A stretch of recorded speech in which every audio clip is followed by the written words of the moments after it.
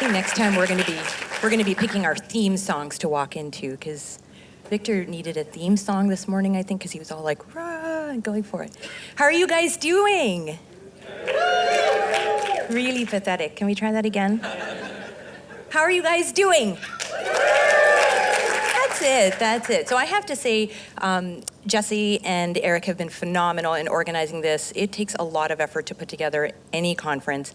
To get all of us together, for us to be here together is just fabulous. So huge thanks to you guys for all the hard work. Okay, so I basically stand between you and lunch. I know, at least it's not cocktail hour, but I actually have advocated that next year we have a pre-lunch cocktail hour.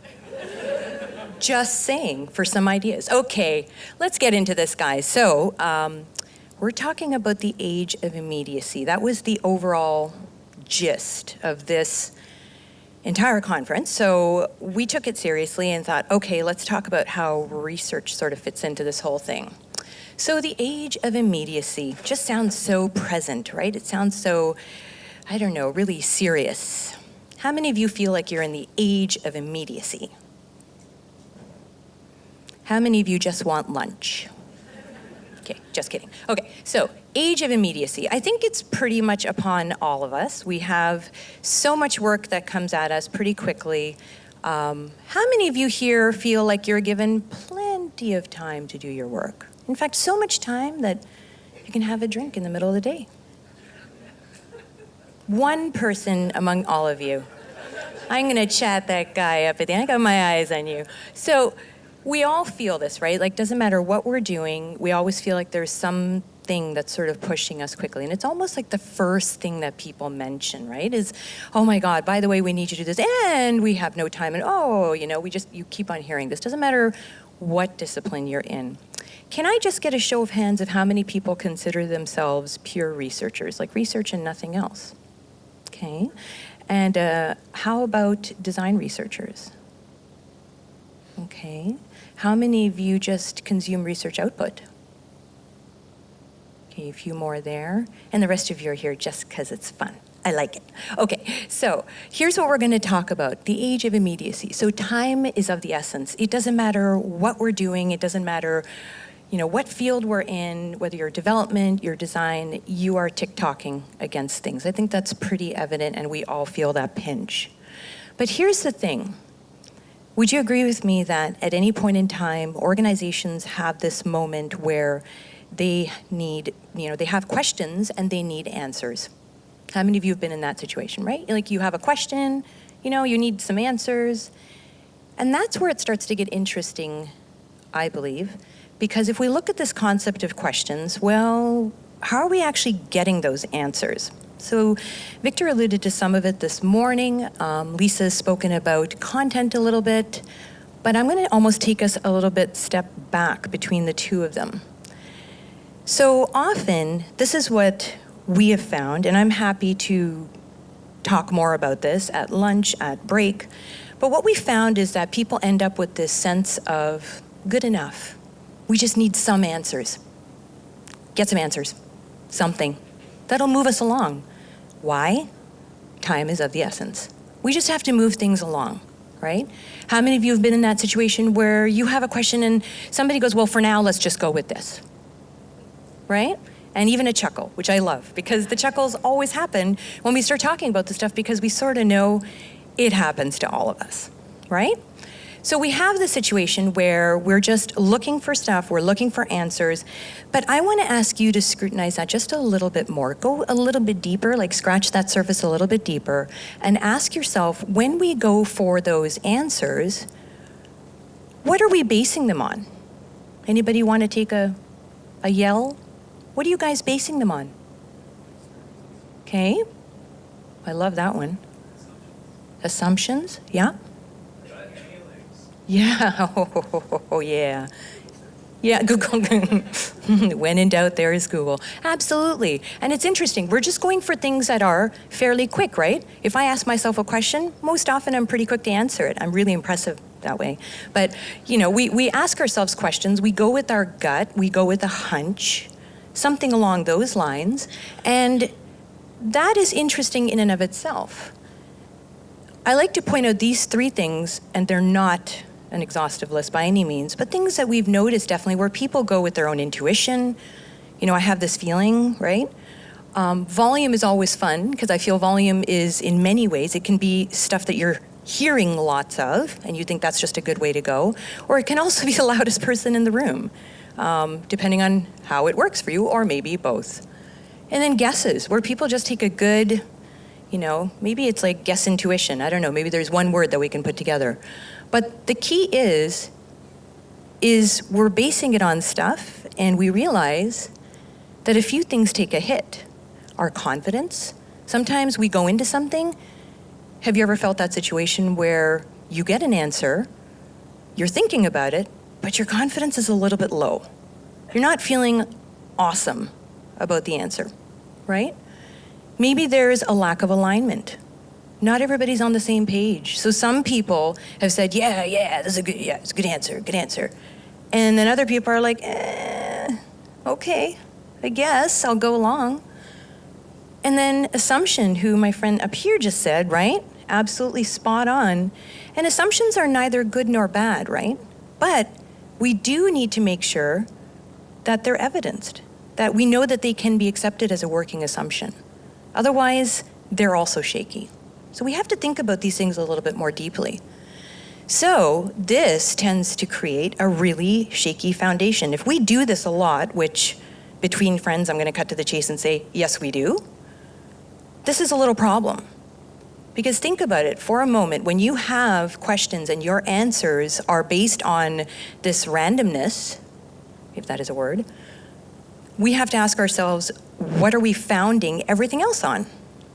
Our designs, our experiences, the development that ensues, the interaction. There's just so much going on. So we really have to be mindful about these details. So twig and fish. I am the fish. We can talk about that afterwards. The twig is sitting right over here in this corner. That's Zarla.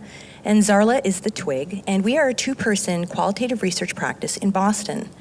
And our focus is really to think about human-centered practices in organizations beyond just research. It's really thinking about how you can bring your external constituents closer to you, but it's also thinking about what happens inside organizations. How many of you get a chance to sort of think about what goes on at work and pause and have a chance to think about why you do things the way you do? That's great, a few of you. That's already exciting to see because typically I get one hand. So even a few is better than, well, optimally all of you would be raising your hands. So we realize that there's a lot of power for us to be able to focus on this concept of bringing people together. When people have questions and people can get answers, it's really important, even in short time frames, to be mindful and thoughtful about how we bring these points together. Okay, does that make sense to everybody? So let's talk about sort of the 2 groups of people, and at a very high level, right? We have stakeholders, sometimes we call them non-researchers, and we have researchers. We have people who are sort of getting answers to questions. But one thing is very, very evident, is that stakeholders don't have it easy. So a lot of times I find in our discipline, it's really easy to say, well, you know, they just cut out research. They didn't let us do it. We weren't able to get them good answers to questions. But we also have to think about who is on the other side of the fence. It's really important to make sure we're thoughtful and mindful of what pressures are on their plate. And often, it's actually not that difficult, guys. What we want to think about is, what are they asking us when they say, I have a question, go get me an answer, we don't have a lot of time. What they need actually is a window into time. They need to have a better understanding of how much time.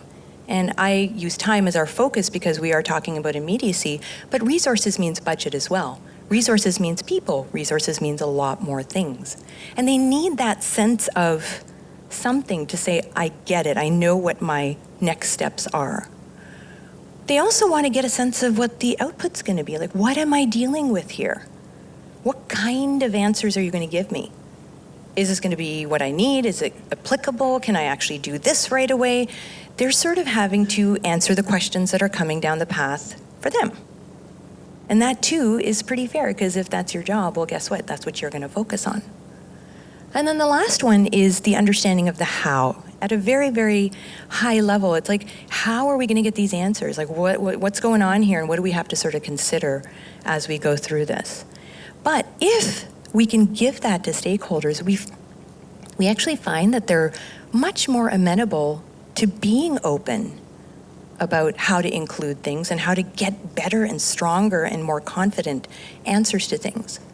From a researcher's point of view, a lot of times what we're focused on is, okay, if you give me questions that you have, I need to have clarity of objective. I need to really understand what it is that you're going after. Like, what is it that makes sense to you? And what is it that you actually want to have answered? I also want a chance to explain the way I'm putting together how I'm getting answers. So almost addressing your how, but in a way that you can listen to me, in a way that you're willing to sort of consider the options that I give you. And then also talk about constraints. How many of you have constraints when you work? Sure hope everyone goes up, right? But it's so true. We always have constraints. But the question is, do we ever really talk about them, or do we make assumptions about them, like my friend up here just said? So it's really important for us to, again, take pause and notice these things. But if we get to this and we can sort of achieve this, then I think we actually might be in a better place. Cut to the chase, we will be. So to me, and the way we look at it from our vantage point at Twig and Fish, we really think about the fact that there is mutual benefit to pausing time. Take a moment. Take a little rest and figure out what's going on before you run at a speed and potentially run really faster in the wrong direction. It's like, I always think of this, and I have a brother-in-law who literally, when he's driving his car, and I'm like, you're going the wrong way, dude. I know, and he just goes faster. And I'm just like, okay, any minute now you're gonna turn around. No, we go another 2 or 3 miles before he's like, okay, this is a good place to turn. No, not the next one. And I'm like, good Lord, just turn the bloody car around. It's sort of that feeling, though, sometimes, where you have to just pause and see, am I actually going the right direction? And the other thing I mention here is this concept of empathy, which I know is sort of almost an overused word, but I want it to be 360. I want it to be so that we are empathic to stakeholders, and that stakeholders are also empathic to us. And if we actually both understand each other a little bit better, we actually find that things are much more positive. So I'm going to walk you through a very simple, small case study that we did with the City of Boston digital team. So this is the new, I'm not sure how many people have seen this, but this is the new boston.gov website. It's a pretty newly released, newly minted. They have a brand new team that came in to do the work, and really, really impressive team, because they are focusing on the larger issue, which is really, we can't just keep on using ourselves as, oh, we're the government, and it's really hard to corral things in the government, and it's hard to answer everybody's question. They're actually earnestly trying to do that. Very similar to what the UK.gov and other sort of sites that have emulated that are trying to do. And I don't know why street cleaning is crossed out. I don't know what happened there. Suppose there's no street cleaning today. But the key thing here is this group was really interested in finding out a few things. And this came after some very rigorous approach to actually redesigning the site. So this was fast as can be, but they still ended up with a few problems. And what they wanted to understand was, in some neighborhoods, in some cultural groups, information basically was not getting through. Just to summarize, it wasn't getting through to some groups. Some groups were not using the website, and they were like, well, why? Why is that happening? Because we've done what we thought was right, and we, got the data that we needed. And I was like, okay, well, that's really helpful, but what kind of data, and where did you get it from? And well, some of it we just knew, and some of it starts to go back to some of that intuition. But the key is they were really trying to think about the details that go into answering this question. And so their big question was, why weren't people actually using boston.gov? And again, their hope is to make sure that this is available for everybody. And they've earnestly and very, very seriously taken this approach on. So what we did was we applied a framework that would help us understand and sort of look at some of the objectives that they had set for themselves. And what I'd like to do is actually take you through that framework. This is a framework that Zarla and myself actually put together for the very reasons that I've just presented to you. We're always faced with no resource, no time, no budget, no people. We needed this yesterday, and time is always the kicker, if you ask me. Even budget can be wrangled, but time, you can't make something that takes 80 hours, a 20-hour job. It just doesn't work that way, even if you have more people.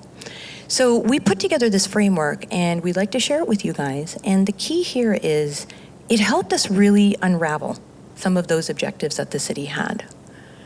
So, come on, who doesn't like a 2x2? Come on, guys, 2x2s. Who's the nerds in here? I think of Zarla, she calls ourselves nerd snobs. So this is the nerd part, and the snob part will come out by the end. I guarantee it.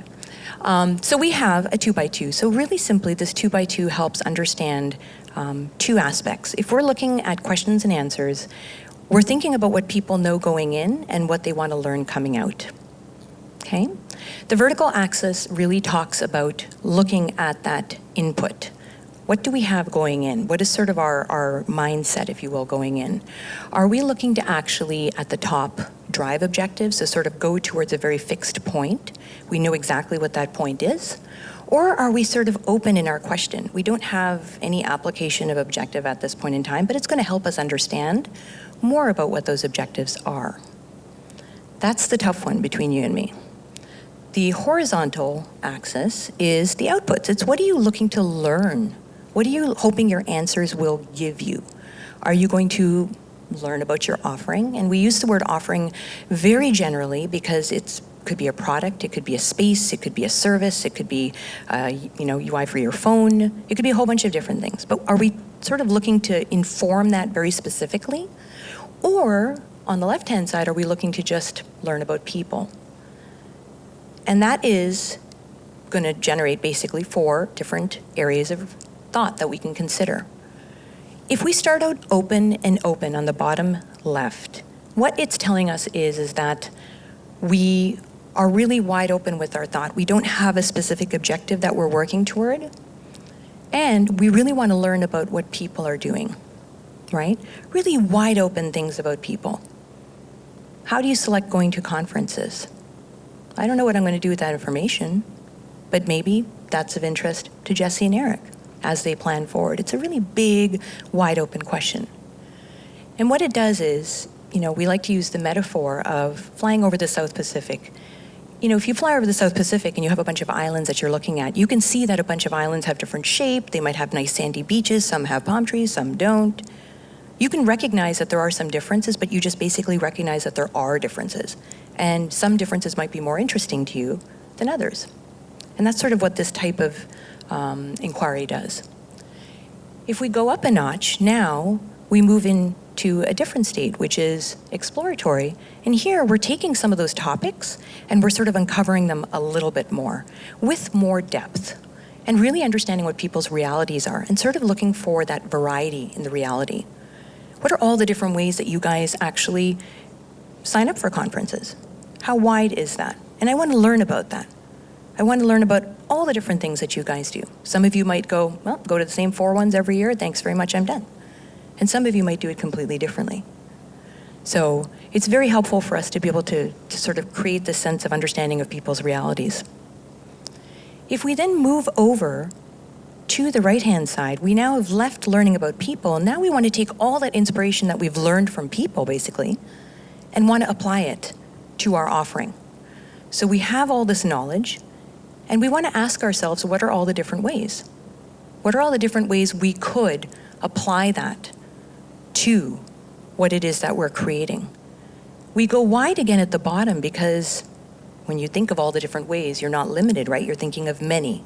So it's going wide again, it's going big, but you are now very much focused on your product or your offering. And the top right basically is, does it work or not? Really understanding whether or not your particular solution actually can hold water. And that's all it should be. And what we found is when we talk to stakeholders and we take this moment of pause, and even though it sounds very long and arduous, we basically run these sessions in a quick hour meeting. It's not as if it has to be a day, 2 days, 3 days, 7 days. But what we're able to do is create a sense of time and say, this is going to help organize us. This is going to help take that big question of why people are not using boston.gov and actually explore it a little bit further. Here's a little punchline, why researchers shouldn't brand. If you actually follow the NCredible, it's a very credible approach to actually thinking about the way you look at getting answers to questions. So let's see how we actually applied that then. So what happened is I asked you a very simple question, which was the same question that was asked of us. Why aren't people using boston.gov? And people are like, we just got to find this out. We got to do this. We got to do that. They're going in 50 different directions. But what we ended up doing was the following. We actually got this many questions out from that one question. Now, I know this is a loaded slide, but it's just to give you an idea of what's going on here. What are all the different questions that actually need to be answered? The moment you sit down with the stakeholder and you give them a little bit of depth, and just to be very clear, guys, this is not your moderator's guide. This is not the actual set of questions you're going to ask people. This is simply the questions they need to have answered. There's still more work to be done. So when you actually sit down and you unravel what is going on in a stakeholder's mind and you give them a chance to literally open up their mind and dump it all out, you'll find that there's a lot going on. And as part of what we do as researchers, we really take that seriously. That's part of our role in helping people actually articulate themselves, not only for the stakeholders, but also on the other side for the participants. So if I was to boil this down, though, there are a few big things that they wanted to go after. Things that Victor hearkened to this morning. How do people trust? How do people trust the information? Do they even trust the information that's given to them on boston.gov? How about it being an information source? Is it the source? Is it actually where people go? How about how people make decisions? What about impact? What are they going to do with it once they get something? What are they going to do? Are they going to act on it or not? Do they need to act on it? Who knows? But they're so big that if we go back to that earlier discussion on guesses, hunch, intuition, assumptions, ask yourself how you're going to get meaningful answers if you base it on that. And all it does is it gives people a little moment of pause and goes, whoa, actually, that's a much bigger ask. Empathy. That's all it is, guys. If we look up at the top, a big topic was barriers. What are people not getting? What are people not able to do? And it's really, really difficult where people realize, like, oh my gosh, this is huge. How are we going to actually go after this? Now suddenly that thing that felt that you could do this in no time at all suddenly seems a bit more daunting. Now, that's not to say that we as researchers should go, well, I'm looking at the next 8 months of work. That's not the point here. It's to say now that we really know what the ask is, now we have a sense of what's going on. So we realized the exercise actually created way more transparency, not just for the stakeholders, but also very selfishly for the researchers as well. We have a much better understanding of what we're going after.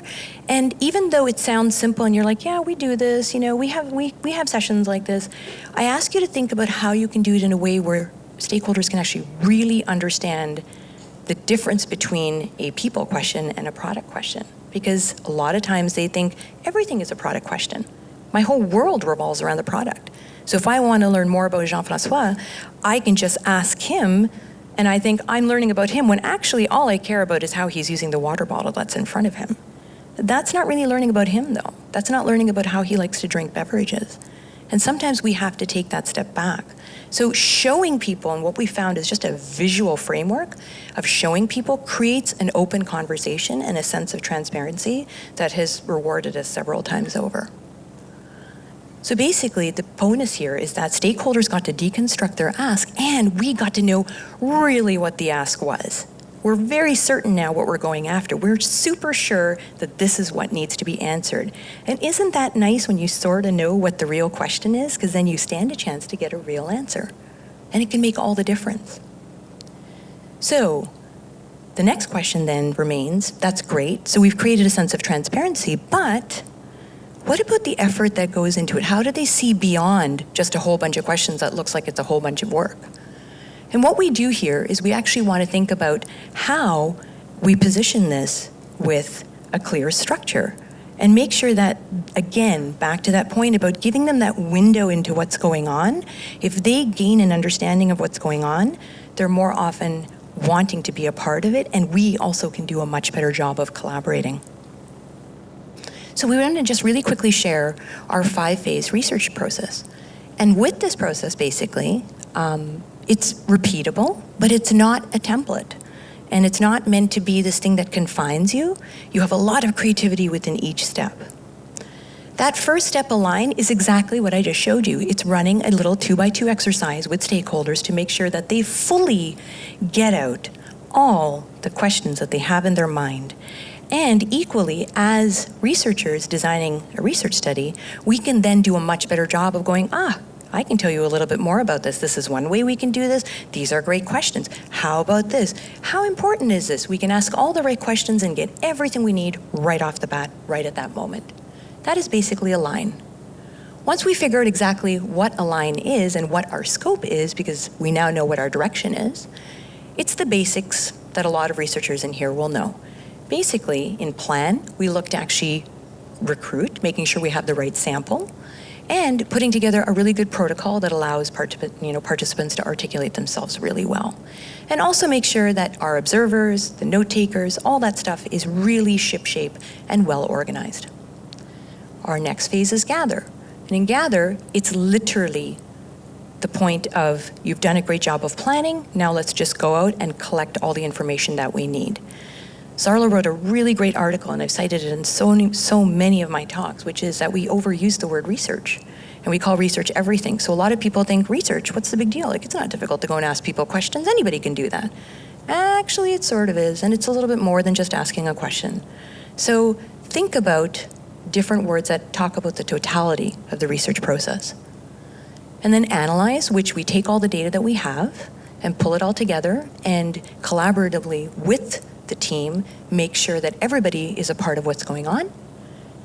And then finally, apply, and not present or report, but apply, really taking those details and figuring out how we can move it forward and make sure that it is incorporated into the design, incorporated into the content that Lisa had brought up earlier, incorporated into the details that Victor was saying when we're thinking about interaction and keeping people's span of attention. So with this, what we did was, again, that window into resource, by having this right off the bat, the City of Boston stakeholders who were with us right away were able to figure out, okay, got it. So this is what we're doing here. This is how much time this is going to take. How about plan? Well, we have to define the population, because reminding yourself that they were specific populations, they had people who were speaking Vietnamese, who were speaking Russian, who were speaking a whole bunch of different languages that are not the norm of language where we look at just English and Spanish. Most often on US websites, we're talking a lot more languages that are being involved. So now they have to think about that population. How do Russian people get their information? Do they rely on Russian radio still? Or is it something else? And they needed to be able to access these people in order to get good information. And then meeting with the various populations, understanding that, as you can imagine, city residents are not just millennials or just seniors. It's a whole bunch of people. We've got to go after everybody. We've got to make sure that everybody is a part of the action. And then in terms of analyze, we made it very clear where they could get interim solutions, where we met with them and said, okay, well, we have some information, act on this. How about some more information, act on this?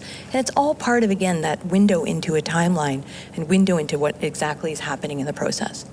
And then finally, discussions to ideate on whatever it is that we learned. So they were able to see this and use this repeatedly for themselves to be able to understand exactly where we were and how we were doing the work. From our vantage point as well, what this also offers us is the chance to actually always present the ideal to stakeholders? How many stakeholders actually don't ever have a chance to understand what's the best way to actually do this? And then give constraints, and then you peel back and go, sure, we can definitely do this. However, this is what you lose. And you actually have a very meaningful conversation around that, so that people actually understand then, oh, I get it. Now I can plan for this next time, because we all know we have to plan. Why not give people the tools to be able to be better planners? And that's what we're also hoping for here. So when we think about this, stakeholders really, the biggest thing that we felt here, and especially with this team, they were thrilled that they now had a language. They had a language that they could use, that they could leverage and go, okay, I understand what we're talking about here now. It's not just, go ask some questions. They could actually use this language. Are we in plan? Are we planning for our protocol right now? What's the recruit looking like? They're much more confident in terms of communicating with the researchers at hand. And also, for the researchers, it's nice to know that we have an approach that is structured, that is repeatable, but still doesn't limit us, because as you can imagine, when you plan your protocol, you can do it in so many different ways. You can execute it in so many different fashions. Some of the approaches and methods that Victor mentioned this morning, it could be a contextual inquiry, or it could be a survey, or it could be, seat riding, I think you called it, which was a really interesting term. So it could be any of the above. So we have the ability to flex things up and change things as we have to. And it gives researchers a little bit more structure in their own approach, and it offers a little bit more credibility that it's not this thing that you go and do and go ask some questions and come back, or let's just figure this out. It's much more than just figuring out. If I was to ask any of you guys, how do you trust? I don't think that's a 2-minute conversation, because you'll probably stare me in the eye and go, well, what do you mean by that? It's a hard question to answer. So we have to think about all the different aspects that go into this. So our goal then, if we look at some of the weaknesses, by going this approach and using this approach, we find that confidence was much higher. We now have a much better sense of how we're getting answers to the questions. We have a much better sense and complete alignment. People know exactly what question is being answered, how it's being answered, why it's being answered. Everybody's on the same page because we've sort of knocked it out right in the beginning. And most importantly, we have talked through assumptions. Assumptions are not things that are going to weaken us now. They're going to be there to help strengthen us, and they're going to make a huge difference in that. So, in closing, I'd say in the age of immediacy, what we would say is, as fast as people are moving, take the time to reflect. It makes all the difference when you can take the time to reflect. There was only a few hands that went up here, but I would encourage you to really sit down and go, how are we getting these answers to questions? What are we actually using? Who are we asking? How is this being done? Sort of really, scratch deeper from the surface to figure out exactly what those details are. And since Victor and Lisa already mentioned movies, here's my movie reference, because I just felt a little bit of a competition that in what we're doing, please do not respond to the snap of a finger, because we know what can happen when that happens. So if there are any Avengers fans in here, you'll know what I'm talking about. But the most important thing is think carefully. Think very, very carefully about when people do snap their fingers and want things to be done quickly. Sometimes they don't always yield what we need. They can end up in a lot of mediocrity. And God only knows we have a lot of mediocre products out there. So we can all make that difference, and hopefully we can change it. Our tagline is own it and organize it. And thank you so much.